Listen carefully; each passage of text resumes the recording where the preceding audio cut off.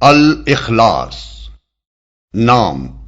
الاخلاص اس سورہ کا محض نام ہی نہیں ہے بلکہ اس کے مضمون کا عنوان بھی ہے، کیونکہ اس میں خالص توحید بیان کی گئی ہے۔ قرآن مجید کی دوسری سورتوں میں تو بالعموم کسی ایسے لفظ کو ان کا نام قرار دیا گیا ہے جو ان میں وارد ہوا ہو، لیکن اس سورہ میں لفظ اخلاص کہیں وارد نہیں ہوا ہے۔ اس کو یہ نام اس کے معنی کے لحاظ سے دیا گیا ہے۔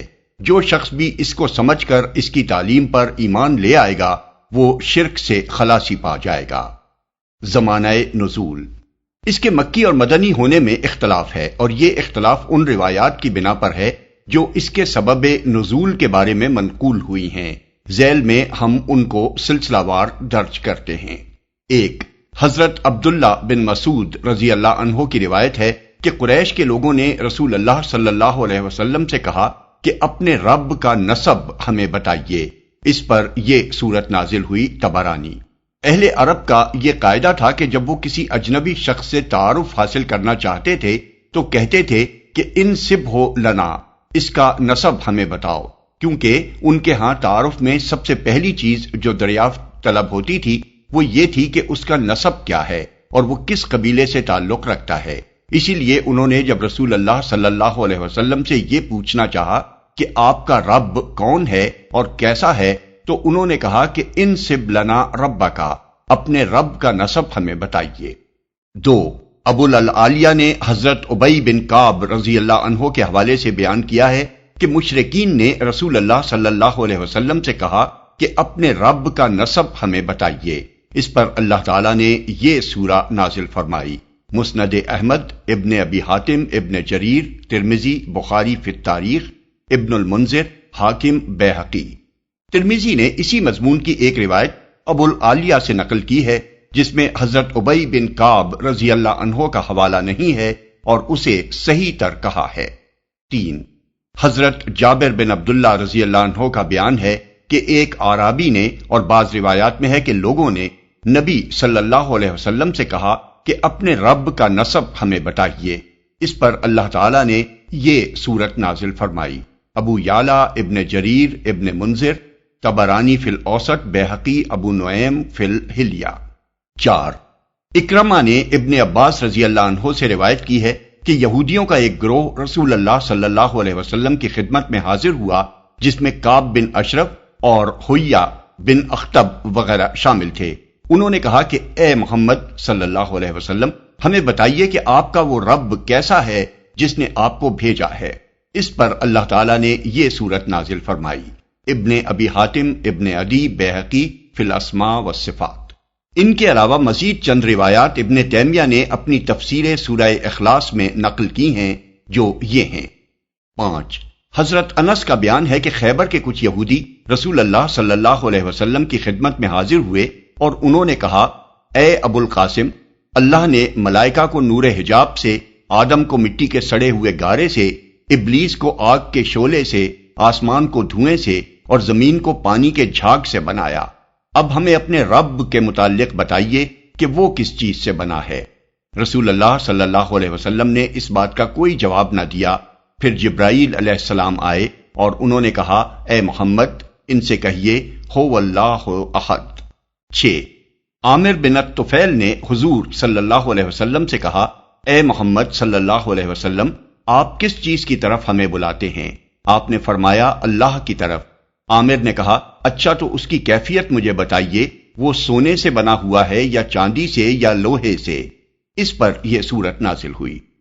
7، ضحاک اور قتادہ اور مقاتل کا بیان ہے کہ یہودیوں کے کچھ علماء حضور صلی اللہ علیہ وسلم کے پاس آئے اور انہوں نے کہا، اے محمد، اپنے رب کی کیفیت ہمیں بتائیے، شاید کہ ہم آپ پر ایمان لے آئیں۔ اللہ نے اپنی صفت تورات میں نازل کی ہے، آپ بتائیے کہ وہ کس چیز سے بنا ہے، کس جنس سے ہے، سونے سے بنا ہے یا تانبے سے یا پیتل سے یا لوہے سے یا چاندی سے، اور کیا وہ کھاتا اور پیتا ہے، اور کس سے اس نے دنیا وراثت میں پائی ہے، اور اس کے بعد کون اس کا وارث ہوگا۔ اس پر اللہ تعالیٰ نے یہ سورت نازل فرمائی۔ 8، ابن عباس رضی اللہ عنہ کی روایت ہے کہ نجران کے عیسائیوں کا ایک وفد 7 پادریوں کے ساتھ نبی صلی اللہ علیہ وسلم کی خدمت میں حاضر ہوا اور اس نے حضور صلی اللہ علیہ وسلم سے کہا، ہمیں بتائیے آپ کا رب کیسا ہے، کس چیز سے بنا ہے؟ آپ نے فرمایا، میرا رب کسی چیز سے نہیں بنا ہے، وہ تمام اشیاء سے جدا ہے۔ اس پر اللہ تعالیٰ نے یہ سورت نازل فرمائی۔ ان روایات سے معلوم ہوتا ہے کہ مختلف مواقع پر مختلف لوگوں نے رسول اللہ صلی اللہ علیہ وسلم سے اس معبود کی ماہیت اور کیفیت دریافت کی تھی جس کی بندگی و عبادت کی طرف آپ صلی اللہ علیہ وسلم لوگوں کو دعوت دے رہے تھے، اور ہر موقع پر آپ نے اللہ تعالیٰ کے حکم سے ان کو جواب میں یہی سورت سنائی تھی۔ سب سے پہلے یہ سوال مکہ میں قریش کے مشرکین نے آپ سے کیا، اور اس کے جواب میں یہ سورت نازل ہوئی۔ اس کے بعد مدینہ طیبہ میں کبھی یہودیوں نے، کبھی عیسائیوں نے اور کبھی عرب کے دوسرے لوگوں نے حضور صلی اللہ علیہ وسلم سے اسی نوعیت کے سوالات کیے، اور ہر مرتبہ اللہ تعالیٰ کی طرف سے اشارہ ہوا کہ جواب میں یہی سورت آپ ان کو سنا دیں۔ ان روایات میں سے ہر ایک میں جو یہ کہا گیا ہے کہ اس موقع پر یہ سورت نازل ہوئی تھی، اس سے کسی کو یہ خیال نہ ہونا چاہیے کہ یہ سب روایتیں باہم متضاد ہیں۔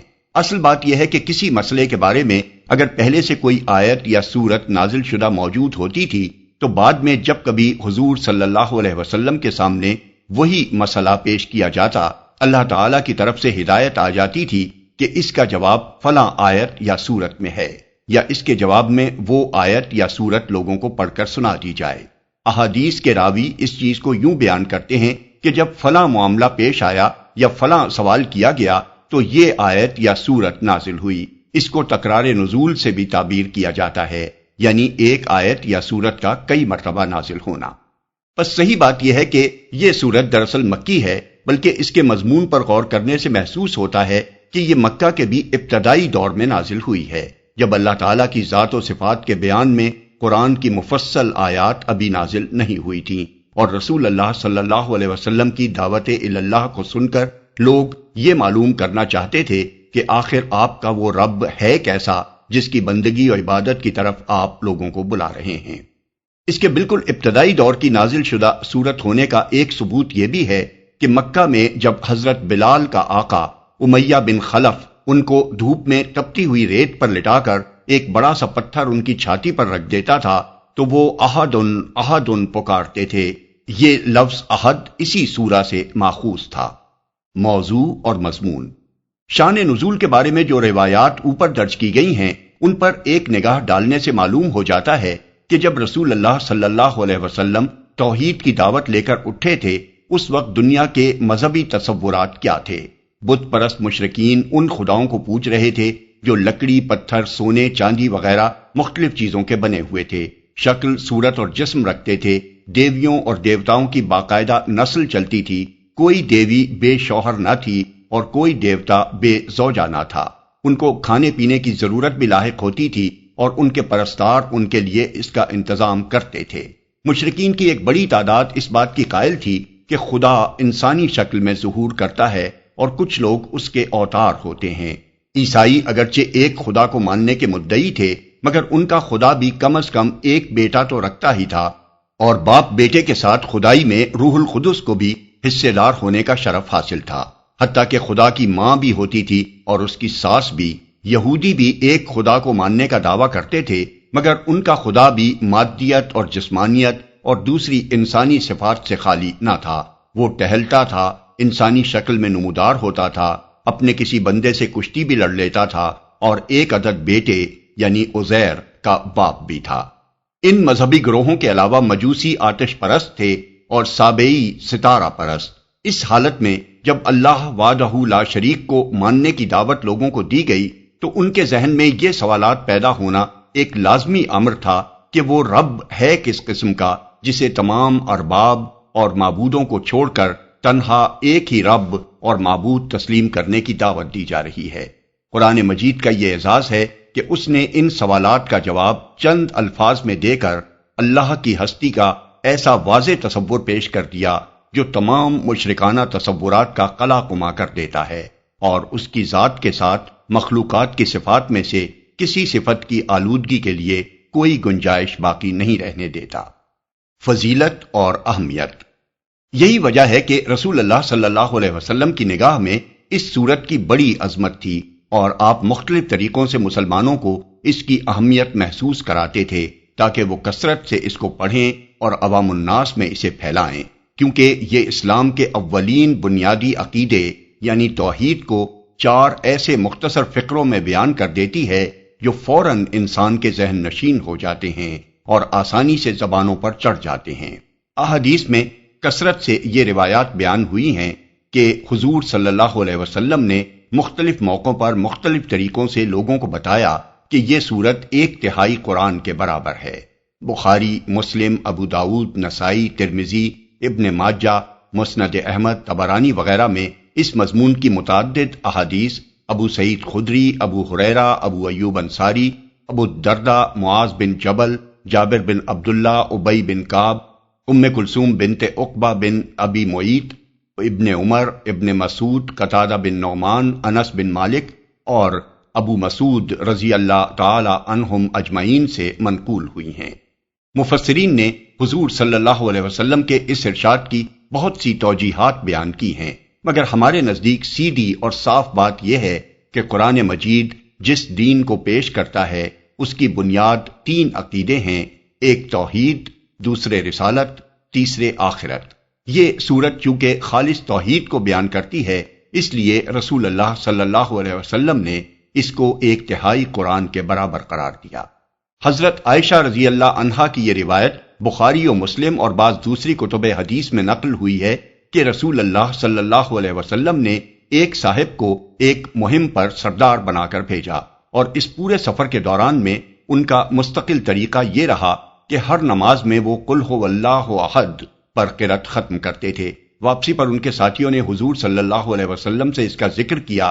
آپ نے فرمایا ان سے پوچھو کہ وہ ایسا کیوں کرتے تھے۔ ان سے پوچھا گیا تو انہوں نے کہا اس میں رحمان کی صفت بیان کی گئی ہے، اس لیے اس کا پڑھنا مجھے بہت محبوب ہے۔ حضور صلی اللہ علیہ وسلم نے یہ بات سنی تو فرمایا کہ ان کو خبر دے دو کہ اللہ تعالیٰ انہیں محبوب رکھتا ہے۔ اس سے ملتا جلتا واقعہ بخاری میں حضرت انس سے مروی ہے۔ وہ فرماتے ہیں کہ انصار میں سے ایک صاحب مسجد قباء میں نماز پڑھاتے تھے، اور ان کا طریقہ یہ تھا کہ ہر رکعت میں پہلے قل هو اللہ پڑھتے، پھر کوئی اور سورت تلاوت کرتے۔ لوگوں نے اس پر اعتراض کیا اور ان سے کہا کہ یہ تم کیا کرتے ہو کہ قل هو اللہ پڑھنے کے بعد اسے کافی نہ سمجھ کر کوئی اور سورت بھی اس کے ساتھ ملا لیتے ہو؟ یہ ٹھیک نہیں ہے، یا تو صرف اسی کو پڑھو اور یا اسے چھوڑ کر کوئی اور سورت پڑھو۔ انہوں نے کہا میں اسے نہیں چھوڑ سکتا، تم چاہو تو میں تمہیں نماز پڑھاؤں ورنہ امامت چھوڑ دوں۔ لیکن لوگ ان کی جگہ کسی اور کو امام بنانا بھی پسند نہیں کرتے تھے۔ آخر کار معاملہ حضور صلی اللہ علیہ وسلم کے سامنے پیش کیا گیا۔ آپ نے ان سے پوچھا تمہارے ساتھی جو کچھ چاہتے ہیں اسے قبول کرنے میں تم کو کیا امر مانے ہے؟ تمہیں ہر رکعت میں یہ سورت پڑھنے پر کس چیز نے آمادہ کیا؟ انہوں نے عرض کیا مجھے اس سے بہت محبت ہے۔ آپ نے فرمایا حبو کا ایہا ادخلک الجنہ، اس سورت سے تمہاری محبت نے تمہیں جنت میں داخل کر دیا۔ بسم اللہ الرحمن الرحیم، شروع اللہ کے نام سے جو رحمان و رحیم ہے۔ قل هو اللہ احد، کہو وہ اللہ ہے یکتا۔ کہو اس حکم کے اولین مخاطب تو رسول اللہ صلی اللہ علیہ وسلم ہیں، کیونکہ آپ ہی سے یہ سوال کیا گیا تھا کہ آپ کا رب کون اور کیسا ہے، اور آپ ہی کو حکم دیا گیا کہ اس سوال کے جواب میں آپ یہ کہیں۔ لیکن حضور صلی اللہ علیہ وسلم کے بعد ہر مومن اس کا مخاطب ہے، اسے بھی وہی بات کہنی چاہیے جس کے کہنے کا حضور صلی اللہ علیہ وسلم کو حکم دیا گیا تھا۔ وہ اللہ ہے، یعنی میرے جس رب سے تم تعارف حاصل کرنا چاہتے ہو وہ کوئی اور نہیں بلکہ اللہ ہے۔ یہ ان سوال کرنے والوں کی بات کا پہلا جواب ہے، اور اس کا مطلب یہ ہے کہ میں کوئی نیا رب لے کر نہیں آ گیا ہوں جس کی عبادت دوسرے سب معبودوں کو چھوڑ کر میں تم سے کروانا چاہتا ہوں، بلکہ وہ وہی ہستی ہے جس کو تم اللہ کے نام سے جانتے ہو۔ اللہ عربوں کے لیے کوئی اجنبی لفظ نہ تھا، قدیم ترین زمانے سے وہ خالق کائنات کے لیے یہی لفظ استعمال کر رہے تھے، اور اپنے دوسرے معبودوں میں سے کسی پر بھی اس کا اطلاق نہیں کرتے تھے۔ دوسرے معبودوں کے لیے ان کے ہاں الہ کا لفظ رائج تھا۔ پھر اللہ کے بارے میں ان کے جو عقائد تھے ان کا اظہار اس موقع پر خوب کھل کر ہو گیا تھا جب ابرہہ نے مکے پر چڑھائی کی تھی۔ اس وقت خانہ کعبہ میں 360 الہوں کے بت موجود تھے، مگر مشرکین نے ان سب کو چھوڑ کر صرف اللہ سے دعائیں مانگی تھیں کہ وہ اس بلا سے ان کو بچائے۔ گویا وہ اپنے دلوں میں اچھی طرح جانتے تھے کہ اللہ کے سوا کوئی الہ اس نازک وقت میں ان کی مدد نہیں کر سکتا۔ کعبے کو بھی وہ ان الہوں کی نسبت سے بیت الالہہ نہیں بلکہ اللہ کی نسبت سے بیت اللہ کہتے تھے۔ قرآن میں جگہ جگہ یہ بتایا گیا ہے کہ اللہ تعالیٰ کے بارے میں مشرکین عرب کا عقیدہ کیا تھا۔ مثال کے طور پر سورہ زخرف میں ہے کہ اگر تم ان سے پوچھو کہ انہیں کس نے پیدا کیا ہے تو یہ ضرور کہیں گے کہ اللہ نے۔ آیت 87۔ سورہ عنکبوت میں ہے اگر تم ان سے پوچھو کہ آسمانوں اور زمین کو کس نے پیدا کیا ہے اور چاند اور سورج کو کس نے مسخر کر رکھا ہے تو یہ ضرور کہیں گے کہ اللہ نے۔ اور اگر تم ان سے پوچھو کہ کس نے آسمان سے پانی برسایا اور اس کے ذریعے سے مردہ پڑی ہوئی زمین کو جلا اٹھایا تو یہ ضرور کہیں گے کہ اللہ نے۔ آیات 61 تا 63۔ سورہ مومنون میں ہے ان سے کہو بتاؤ اگر تم جانتے ہو کہ یہ زمین اور اس کی ساری آبادی کس کی ہے، یہ ضرور کہیں گے اللہ کی۔ ان سے پوچھو 7 آسمانوں اور عرش عظیم کا مالک کون ہے، یہ ضرور کہیں گے اللہ۔ ان سے کہو بتاؤ اگر تم جانتے ہو کہ ہر چیز پر اقتدار کس کا ہے اور کون ہے وہ جو پناہ دیتا ہے اور اس کے مقابلے میں کوئی پناہ نہیں دے سکتا، یہ ضرور جواب دیں گے کہ یہ بات تو اللہ ہی کے لیے ہے۔ آیات 84 تا 89۔ سورہ یونس میں ہے ان سے پوچھو کون تم کو آسمان اور زمین سے رزق دیتا ہے، یہ سماعت اور بینائی کی قوتیں جو تمہیں حاصل ہیں کس کے اختیار میں ہیں، اور کون زندہ کو مردہ سے اور مردے کو زندہ سے نکالتا ہے، اور کون اس نظم عالم کی تدبیر کر رہا ہے، یہ ضرور کہیں گے کہ اللہ۔ آیت نمبر 31۔ اسی سورہ یونس میں ایک اور جگہ ہے جب تم لوگ کشتیوں پر سوار ہو کر باد موافق پر فرحان و شاداں سفر کر رہے ہوتے ہو اور پھر یکایک باد مخالف کا زور ہوتا ہے اور ہر طرف سے موجوں کے تھپیڑے لگتے ہیں اور مسافر سمجھ لیتے ہیں کہ طوفان میں گر گئے، اس وقت سب اپنے دین کو اللہ ہی کے لیے خالص کر کے اس سے دعائیں مانگتے ہیں کہ اگر تو نے ہمیں اس بلا سے نجات دے دی تو ہم شکر گزار بندے بنیں گے، مگر جب وہ ان کو بچا لیتا ہے تو پھر وہی لوگ حق سے منحرف ہو کر زمین میں بغاوت کرنے لگتے ہیں۔ آیات 22 اور 23۔ یہی بات سورہ بنی اسرائیل میں یوں دہرائی گئی ہے جب سمندر میں تم پر مصیبت آتی ہے تو اس ایک کے سوا دوسرے جن جن کو تم پکارا کرتے ہو وہ سب گم ہو جاتے ہیں، مگر جب وہ تم کو بچا کر خشکی پر پہنچا دیتا ہے تو تم اس سے منہ موڑ جاتے ہو۔ آیت 67۔ ان آیات کو نگاہ میں رکھ کر دیکھیے کہ جب لوگوں نے پوچھا کہ وہ تمہارا رب کون ہے اور کیسا ہے جس کی بندگی اور عبادت کی طرف تم ہمیں بلاتے ہو، تو انہیں جواب دیا گیا هو اللہ، وہ اللہ ہے۔ اس جواب سے خود بخود یہ مطلب نکلتا ہے جسے تم خود اپنا اور ساری کائنات کا خالق، مالک، رازق اور مدبر و منتظم مانتے ہو، اور سخت وقت آنے پر جسے دوسرے سب معبودوں کو چھوڑ کر مدد کے لیے پکارتے ہو، وہی میرا رب ہے اور اسی کی بندگی کی طرف میں تمہیں بلاتا ہوں۔ اس جواب میں اللہ تعالیٰ کی تمام صفات کمالیہ آپ سے آپ آ جاتی ہیں، اس لیے کہ یہ بات سرے سے قابل تصور ہی نہیں ہے کہ کائنات کو پیدا کرنے والا، اس کا انتظام اور اس کے معاملات کی تدبیر کرنے والا، اس میں پائی جانے والی تمام مخلوقات کو رزق دینے والا اور مصیبت کے وقت اپنے بندوں کی مدد کرنے والا زندہ نہ ہو، سنتا اور دیکھتا نہ ہو، قادر مطلق نہ ہو، علیم اور حکیم نہ ہو، رحیم اور کریم نہ ہو، اور سب پر غالب نہ ہو۔ یکتا۔ نحوی قواعد کی روح سے علماء نے هو اللہ احد کی متعدد ترکیبیں بیان کی ہیں، مگر ہمارے نزدیک ان میں سے جو ترکیب اس مقام کے ساتھ پوری مناسبت رکھتی ہے وہ یہ ہے کہ ہوا مبتدا ہے، اللہ اس کی خبر ہے اور احد اس کی دوسری خبر۔ اس ترکیب کے لحاظ سے اس جملے کا مطلب یہ ہے کہ وہ جس کے بارے میں تم لوگ سوال کر رہے ہو اللہ ہے، یکتا ہے۔ دوسرا مطلب یہ بھی ہو سکتا ہے اور زبان کے لحاظ سے غلط نہیں ہے کہ وہ اللہ ایک ہے۔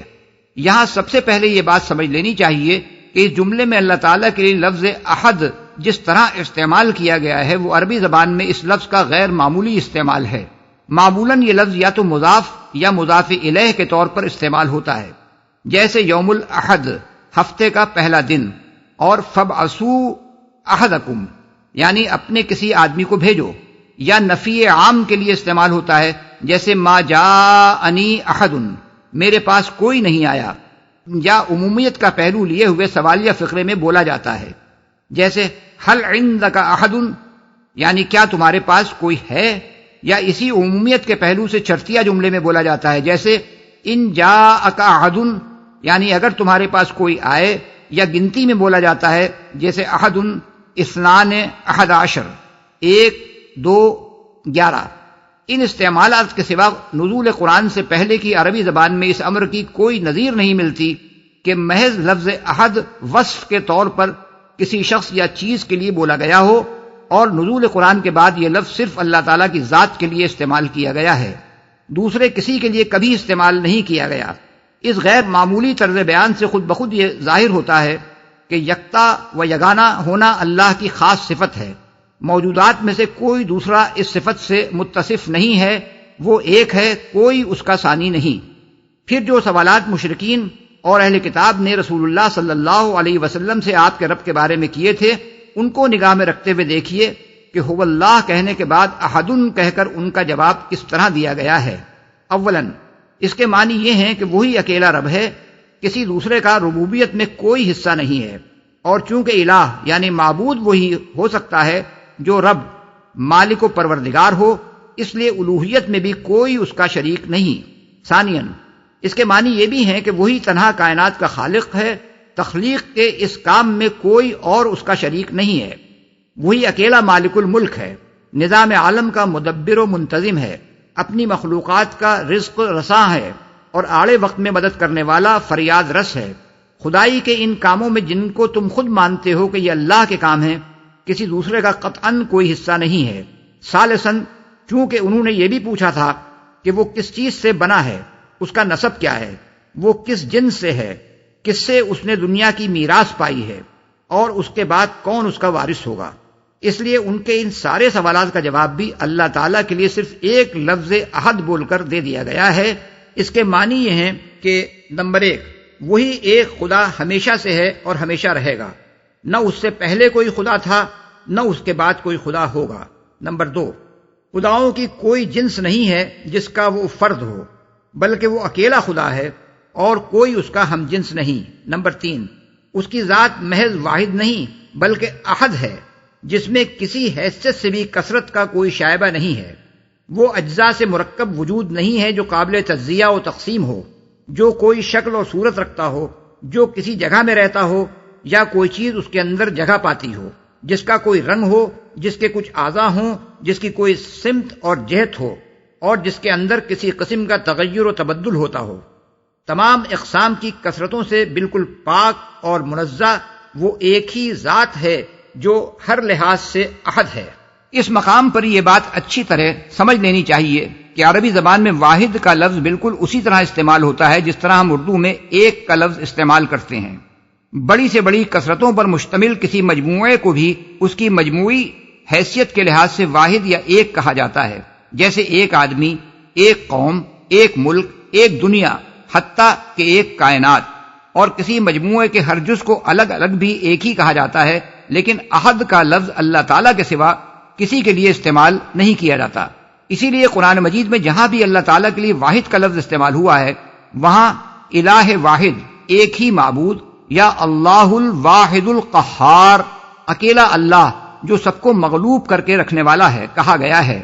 محض واحد کہیں نہیں کہا گیا، کیونکہ یہ لفظ ان چیزوں کے لیے بھی استعمال ہوتا ہے جو اپنی ذات میں طرح طرح کی کثرتیں رکھتی ہیں، بخلاف اس کے اللہ کے لیے اور صرف اللہ ہی کے لیے احد کا لفظ مطلقاً استعمال کیا گیا ہے، کیونکہ وجود میں صرف وہی ایک ہستی ایسی ہے جس میں کسی حیثیت سے بھی کوئی کثرت نہیں ہے، جس کی وحدانیت ہر لحاظ سے کامل ہے۔ اللہ الصمد، اللہ سب سے بے نیاز ہے اور سب اس کے محتاج ہیں۔ اصل میں لفظ صمد استعمال کیا گیا ہے جس کا مادہ صاد میم دال ہے۔ عربی زبان میں اس مادے سے جو الفاظ نکلے ہیں ان پر ایک نگاہ ڈالنے سے معلوم ہو جاتا ہے کہ اس کے معنی کی وسعت کس قدر ہے۔ الصمد قصد کرنا، بلند مقام جو بڑی ضخامت رکھتا ہو۔ سطح مرتفع، وہ آدمی جسے جنگ میں بھوک پیاس نہ لگتی ہو، وہ سردار جس کی طرف حاجات میں رجوع کیا جاتا ہو۔ الصمد، ہر چیز کا بلند حصہ، وہ شخص جس سے بالا تر کوئی دوسرا شخص نہ ہو وہ سردار جس کی اطاعت کی جاتی ہو اور اس کے بغیر کسی معاملے کا فیصلہ نہ کیا جاتا ہو، وہ سردار جس کی طرف حاجت مند لوگ رجوع کرتے ہوں، دائم، بلند مرتبہ، ٹھوس، جس میں کوئی خول یا جھول نہ ہو اور جس سے نہ کوئی چیز نکلتی ہو نہ اس میں داخل ہو سکتی ہو، وہ آدمی جسے جنگ میں بھوک پیاس نہ لگتی ہو۔ المسمد یعنی ٹھوس چیز جس کا کوئی جوف نہ ہو۔ المسمد مقصود جس کی طرف جانے کا قصد کیا جائے، سخت چیز جس میں کوئی کمزوری نہ ہو۔ بیت مسمد وہ گھر جس کی طرف حاجات میں رجوع کیا جاتا ہو۔ بناء مسمد بلند عمارت۔ سمدہ و سمد الیہ سمدن اس شخص کی طرف جانے کا قصد کیا۔ اسمدہ الیہ الامر اس کے سپرد معاملہ کر دیا، اس کے آگے معاملہ پیش کر دیا، اس کے اوپر معاملے میں اعتماد کیا۔ بحوالے صحاح قاموس لسان العرب۔ ان لغوی معنوں کی بنا پر آیت اللہ الصمد میں لفظ الصمد کی جو تفسیریں صحابہ و تابعین اور بعد کے اہل علم سے منقول ہیں انہیں ہم ذیل میں درج کرتے ہیں۔ حضرت علی رضی اللہ عنہ، اکرمہ اور کعب بن احبار۔ صمد وہ ہے جس سے بالاتر کوئی نہ ہو۔ حضرت عبداللہ بن مسعود رضی اللہ عنہ، حضرت عبداللہ بن عباس رضی اللہ عنہ اور ابو وائل شقیق بن سلمہ وہ سردار جس کی سیادت کامل ہو اور انتہا کو پہنچی ہوئی ہو۔ ابن عباس رضی اللہ عنہ کا دوسرا قول، صمد وہ ہے جس کی طرف لوگ کسی بلا یا مصیبت کے نازل ہونے پر مدد کے لیے رجوع کریں۔ ان کا ایک اور قول، وہ سردار جو اپنی سیادت میں، اپنے شرف میں، اپنی عظمت میں، اپنے حلم اور بردباری میں، اپنے علم میں اور اپنی حکمت میں کامل ہو۔ حضرت ابو ہریرہ رضی اللہ عنہ، وہ جو سب سے بے نیاز ہو اور سب اس کے محتاج ہوں۔ اکرمہ کے دوسرے اقوال، وہ جس میں سے نہ کوئی چیز کبھی نکلی ہو نہ نکلتی ہو، جو نہ کھاتا ہو نہ پیتا ہو۔ اسی کے ہم معنی اقوال شعبی اور محمد بن کعب القرظی سے بھی منقول ہیں۔ سدی مطلوب چیزیں حاصل کرنے کے لیے لوگ جس کا قصد کریں اور مصائب میں مدد کے لیے جس کی طرف رجوع کریں۔ سعید بن جبیر وہ جو اپنی تمام صفات اور اعمال میں کامل ہو۔ ربیع بن انس وہ جس پر کوئی آفت نہ آتی ہو۔ مقاتل بن حیان وہ جو بے عیب ہو۔ ابن کیسان وہ جس کی صفت سے کوئی دوسرا متصف نہ ہو۔ حسن بصری اور قتادہ جو باقی رہنے والا اور لازوال ہو۔ اسی سے ملتے جلتے اقوال مجاہد اور معمر اور مرۃ الحمدانی سے بھی منقول ہیں۔ مرۃ الحمدانی کا ایک اور قول یہ ہے کہ وہ جو اپنی مرضی کے مطابق جو چاہے فیصلہ کرے اور جو کام چاہے کرے، اس کے حکم اور فیصلے پر نظرثانی کرنے والا کوئی نہ ہو۔ ابراہیم نخعی وہ جس کی طرف لوگ اپنی حاجتوں کے لیے رجوع کریں۔ ابو بکر الانباری۔ اہل لغت کے درمیان اس میں کوئی اختلاف نہیں ہے کہ صمد اس سردار کو کہتے ہیں جس سے بالاتر کوئی اور سردار نہ ہو اور جس کی طرف لوگ اپنی حاجات اور اپنے معاملات میں رجوع کریں۔ اسی کے قریب الزجاج کا قول ہے، وہ کہتے ہیں صمد وہ ہے جس پر سرداری ختم ہو گئی ہو اور ہر ایک اپنی حاجات کے لیے جس کی طرف رجوع کرے۔ اب غور کیجئے کہ پہلے فقرے میں اللہ احد کیوں کہا گیا اور اس فقرے میں اللہ الصمد کہنے کی کیا وجہ ہے؟ لفظ احد کے متعلق ہم بیان کر چکے ہیں کہ وہ صرف اللہ تعالیٰ کے لیے مخصوص ہے، کسی اور کے لیے سرے سے مستعمل ہی نہیں ہے، اس لیے اسے احد یعنی نکرے کی صورت میں استعمال کیا گیا ہے۔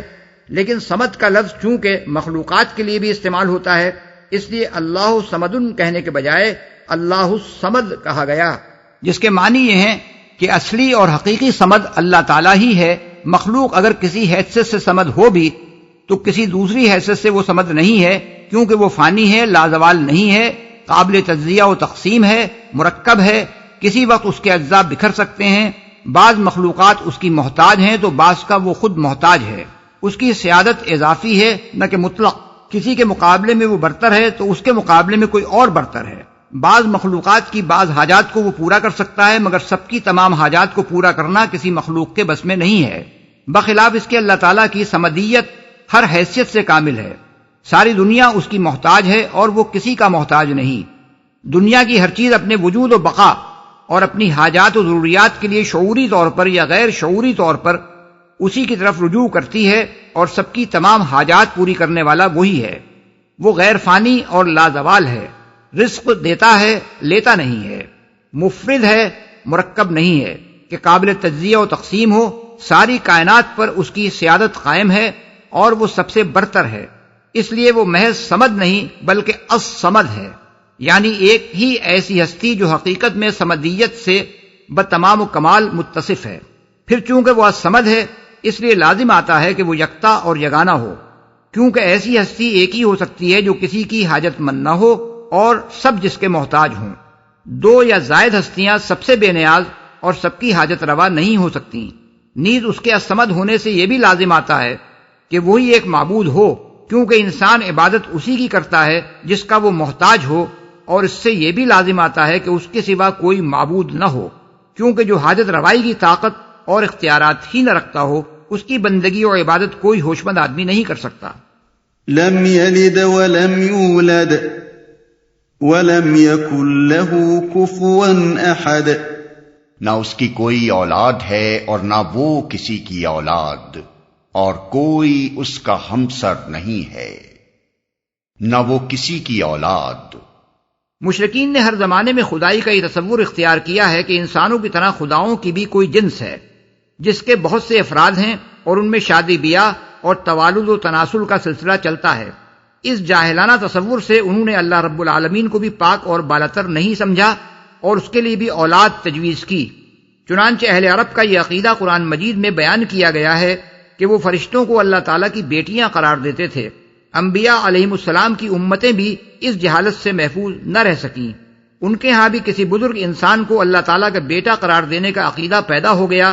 ان مختلف توہمات میں دو قسم کے تصورات ہمیشہ خلط ملط ہوتے رہے ہیں۔ بعض لوگوں نے یہ سمجھا کہ جن کو وہ اللہ تعالیٰ کی اولاد قرار دے رہے ہیں وہ اس ذات پاک کی نسبی اولاد ہے، اور بعض نے یہ دعویٰ کیا کہ جس کو وہ اللہ کا بیٹا کہہ رہے ہیں اسے اللہ نے اپنا متبنہ بنایا ہے، اگرچہ ان میں سے کسی کی یہ جرأت نہیں ہوئی کہ معاذ اللہ کسی کو اللہ کا باپ قرار دیں۔ لیکن ظاہر ہے جب کسی ہستی کے متعلق یہ تصور کیا جائے کہ وہ توالد و تناسل سے پاک نہیں ہے، اور اس کے بارے میں یہ خیال کیا جائے کہ وہ بھی انسان کی طرح اس قسم کی کوئی ہستی ہے جس کے ہاں اولاد پیدا ہوتی ہے اور جس کو لاولد ہونے کی صورت میں کسی کو بیٹا بنانے کی ضرورت پیش آتی ہے، تو پھر انسانی ذہن اس گمان سے محفوظ نہیں رہ سکتا کہ اسے بھی کسی کی اولاد سمجھے۔ یہی وجہ ہے جو سوالات رسول اللہ صلی اللہ علیہ وسلم سے پوچھے گئے تھے ان میں ایک سوال یہ تھا کہ اللہ کا نسب کیا ہے، اور دوسرا یہ کہ کس سے اس نے دنیا کی میراث پائی ہے اور کون اس کے بعد وارث ہوگا۔ ان جاہلانہ مفروضات کا اگر تجزیہ کیا جائے تو معلوم ہو جاتا ہے کہ منطقی طور پر ان کو فرض کر لینے سے کچھ اور چیزوں کو بھی فرض کرنا لازم آتا ہے۔ اول یہ کہ خدا ایک نہ ہو بلکہ خداؤں کی کوئی جنس ہو اور اس کے افراد خدائی کے اوصاف، افعال اور اختیارات میں شریک ہوں۔ یہ بات خدا کی صرف نسبی اولاد فرض کر لینے ہی سے لازم نہیں آتی بلکہ کسی کو متبنہ فرض کرنے سے بھی لازم آتی ہے، کیونکہ کسی کا متبنہ لامحالہ اس کا ہم جنس ہی ہو سکتا ہے، اور جب معاذ اللہ وہ خدا کا ہم جنس ہے تو اس سے انکار نہیں کیا جا سکتا کہ وہ خدائی کے اوصاف بھی رکھتا ہے۔ دوم یہ کہ اولاد کا کوئی تصور اس کے بغیر نہیں کیا جا سکتا کہ نر و مادہ میں اتصال ہو اور کوئی مادہ باپ اور ماں کے جسم سے نکل کر بچے کی شکل اختیار کرے۔ پس اللہ کے لیے اولاد فرض کرنے سے لازم آتا ہے کہ معاذ اللہ وہ ایک مادی اور جسمانی وجود ہو، اس کی ہم جنس کوئی اس کی بیوی بھی ہو اور اس کے جسم سے کوئی مادہ بھی خارج ہو۔ سوم یہ کہ توالد و تناسل کا سلسلہ جہاں بھی ہے اس کی علت یہ ہے کہ افراد فانی ہوتے ہیں اور ان کی جنس کے باقی رہنے کے لیے ناگزیر ہوتا ہے کہ ان سے اولاد پیدا ہو جس سے ان کی نسل آگے چلے۔ پس اللہ کے لیے اولاد فرض کرنے سے یہ بھی لازم آتا ہے کہ وہ بذات خود معاذ اللہ فانی ہو اور باقی رہنے والی چیز خداؤں کی نسل ہو نہ کہ ذات خدا۔ نیز اس سے یہ بھی لازم آتا ہے کہ تمام فانی افراد کی طرح نعوذ باللہ خدا کی بھی کوئی ابتدا اور انتہا ہو، کیونکہ توالد و تناسل پر جن اجناس کے بقا کا انحصار ہوتا ہے ان کے افراد نہ ازلی ہوتے ہیں نہ ابدی۔ چہارم یہ کہ کسی کو متبنہ بنانے کی غرض یہ ہوتی ہے کہ ایک لاولد شخص اپنی زندگی میں کسی مددگار کا اور اپنی وفات کے بعد کسی وارث کا حاجت مند ہوتا ہے، لہذا اللہ تعالیٰ کے لیے یہ فرض کرنا کہ اس نے کسی کو بیٹا بنایا ہے اس ذات پاک کی طرف لازماً وہی سب کمزوریاں منسوب کرنا ہے جو فانی اشخاص میں پائی جاتی ہیں۔ ان تمام مفروضات کی جڑ اگرچہ اللہ تعالیٰ کو احد اور الصمد کہنے سے ہی کٹ جاتی ہے، لیکن اس کے بعد یہ ارشاد فرمانے سے کہ نہ اس کی کوئی اولاد ہے اور نہ وہ کسی کی اولاد، اس معاملے میں کسی اشتباہ کی گنجائش بھی باقی نہیں رہتی.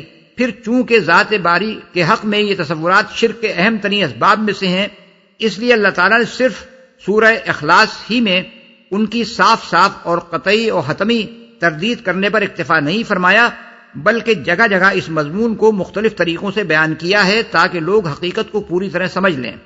مثال کے طور پر یہ آیات ملاحظہ ہوں: انما اللہ الہ واحد سبحانہ ان یکون لہ ولد لہ ما فی السماوات وما فی الارض، سورہ نساء آیت نمبر 171.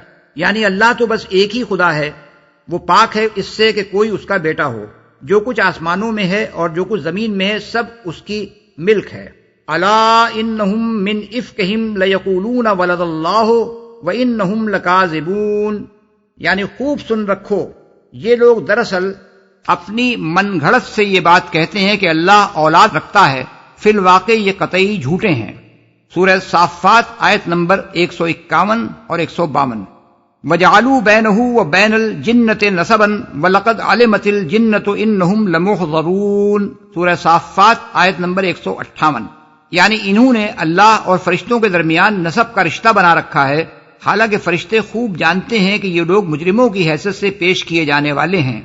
وَجَعَلُوا لَهُ مِنْ عِبَادِهِ جُزْءًا إِنَّ الْإِنسَانَ لَكَفُورٌ مُبِينٌ، سورہ زخرف آیت نمبر 15. یعنی لوگوں نے اس کے بندوں میں سے بعض کو اس کا جز بنا ڈالا. حقیقت یہ کہ انسان کھلا احسان فراموش ہے. وَجَعَلُوا لِلَّهِ شُرَكَاءَ الْجِنَّ وَخَلَقَهُمْ وَخَرَقُوا لَهُ بَنِينَ وَبَنَاتٍ بِغَيْرِ عِلْمٍ سُبْحَانَهُ وَتَعَالَىٰ عَمَّا يَصِفُونَ بَدِيعُ السَّمَاوَاتِ وَالْأَرْضِ أَنَّىٰ يَكُونُ لَهُ وَلَدٌ وَلَمْ تَكُن لَهُ صَاحِبَةٌ وَخَلَقَ كُلَّ شَيْءٍ، سورہ الانعام آیت نمبر 100 اور 101. اور لوگوں نے جنوں کو اللہ کا شریک ٹھہرا دیا حالانکہ وہ ان کا خالق ہے، اور انہوں نے بے جانے بوجھے اس کے لیے بیٹے اور بیٹیاں گھڑ لیں حالانکہ وہ پاک اور بالاتر ہے ان باتوں سے جو وہ کہتے ہیں. وہ تو آسمانوں اور زمین کا موجد ہے، اس کا کوئی بیٹا کیسے ہو سکتا ہے جبکہ کوئی اس کی شریک زندگی ہی نہیں ہے، اس نے ہر چیز کو پیدا کیا ہے. وَقَالُوا اتَّخَذَ الرَّحْمَٰنُ وَلَدًا سُبْحَانَهُ بَلْ عِبَادٌ مُّكْرَمُونَ، سورہ الانبیاء آیت نمبر 26. یعنی اور ان لوگوں نے کہا کہ خدائے رحمان نے کسی کو بیٹا بنایا ہے، پاک ہے وہ، بلکہ جن کو یہ اس کی اولاد کہتے ہیں وہ تو بندے ہیں جنہیں عزت دی گئی ہے. قَالُوا اتَّخَذَ اللَّهُ وَلَدًا سُبْحَانَهُ هو الغنی لہ ما فی السماوات وما فی الارض ان عندکم من سلطان بہذا اتقولون علی اللہ ما لا تعلمون، سورہ یونس آیت نمبر 68. یعنی لوگوں نے کہہ دیا کہ اللہ نے کسی کو بیٹا بنایا ہے. سبحان اللہ، وہ تو بے نیاز ہے، آسمانوں میں جو کچھ ہے اور زمین میں جو کچھ ہے سب اس کی ملک ہے. تمہارے پاس اس قول کی آخر دلیل کیا ہے؟ کیا تم اللہ کے بارے میں وہ باتیں کہتے ہو جنہیں تم نہیں جانتے؟ وَقُلِ الْحَمْدُ لِلَّهِ الَّذِي لَمْ يَتَّخِذْ وَلَدًا وَلَمْ يَكُن لَّهُ شَرِيكٌ فِي الْمُلْكِ وَلَمْ يَكُن لَّهُ وَلِيٌّ مِّنَ الذُّلِّ، سورہ بنی اسرائیل آیت نمبر 111. یعنی اور اے نبی کہو تعریف ہے اس خدا کے لیے جس نے نہ کسی کو بیٹا بنایا، نہ کوئی بادشاہی میں اس کا شریک ہے، اور نہ وہ عاجز ہے کہ کوئی اس کا پشتبان ہو. مَتَّخَذَ اللَّهُ مِن وَلَدٍ وَمَا كَانَ مَعَهُ مِنْ إِلَٰهٍ، سورہ المومنون آیت نمبر 91. یعنی اللہ نے کسی کو بیٹا نہیں بنایا ہے اور کوئی دوسرا خدا اس کے ساتھ نہیں ہے. ان آیات میں ہر پہلو سے ان لوگوں کے عقیدے کی تردید کر دی گئی ہے جو اللہ کے لیے نسبی اولاد یا متبنہ بنائی ہوئی اولاد تجویز کرتے ہیں، اور اس کے غلط ہونے کے دلائل بھی بیان کر دیے گئے ہیں. یہ اور اسی مضمون کی دوسری بہت سی آیات جو قرآن مجید میں ہیں سورہ اخلاص کی بہترین تفسیر کرتی ہیں. ہمسر نہیں ہے. اصل میں لفظ کفو استعمال ہوا ہے جس کے معنی ہیں نظیر، مشابہ، مماثل، ہم رتبہ، مساوی. نکاح کے معاملے میں کفو کا لفظ ہماری زبان میں بھی استعمال ہوتا ہے، اور اس سے مقصود یہ ہوتا ہے کہ لڑکا اور لڑکی معاشرتی حیثیت سے برابر کی جوڑ ہوں. بس اس آیت کا مطلب یہ ہے کہ ساری کائنات میں کوئی نہیں ہے، نہ کبھی تھا، نہ کبھی ہو سکتا ہے، جو اللہ کے مانند یا اس کا ہم مرتبہ ہو، یا جو اپنی صفات، افعال اور اختیارات میں اس سے کسی درجے میں بھی مشابہت رکھتا ہو.